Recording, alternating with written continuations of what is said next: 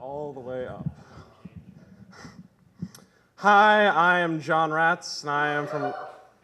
Okay. And I am junior from Creighton Prep.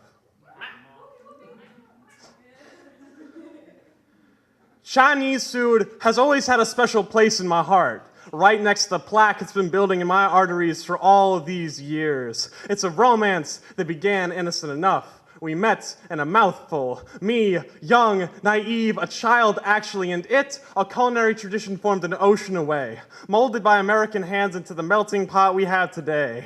And I stand here years hence with a love like fresh egg drop soup that is still hot enough to vaporize taste buds at a touch. Look me straight in the eye and deny that a plate of teriyaki, bowl of hot and sour, a tower of egg rolls swelling with delicious, or a platter of peanut butter chicken doesn't sound so dang good for dinner, and maybe for leftovers tomorrow too. Might not be healthy, but no one ever crossed into this country's Far East eateries with diets in mind. Delightful and delicious though this may be, this is not just a love floating on excessive salivation or stacked on stomachs stuffed and fit to burst. A restaurant never has quite the same light in your eyes as when your father turns to you and says, "Hey, this is where your mom and I went on our first date." While it's disturbing to think that my parents ever did anything like dating, or that my entire existence hinged on pleasant conversation over a plate of crispy shrimp, a little Chinese joint on 132nd was the first step to me.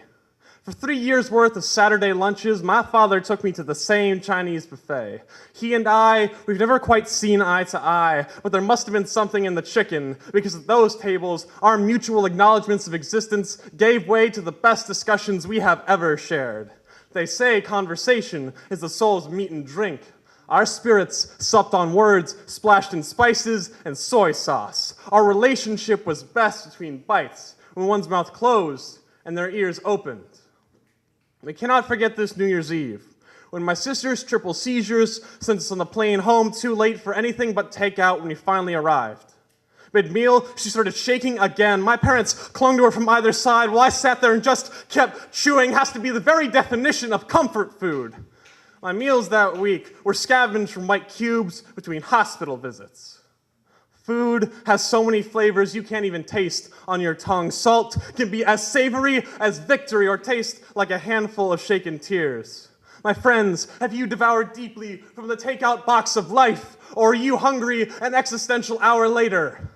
As for me, find me in a Chinese joint, perhaps writing poetry, because though it bring heartburn and heartbreak, or satisfaction and satiation, this is my soul food.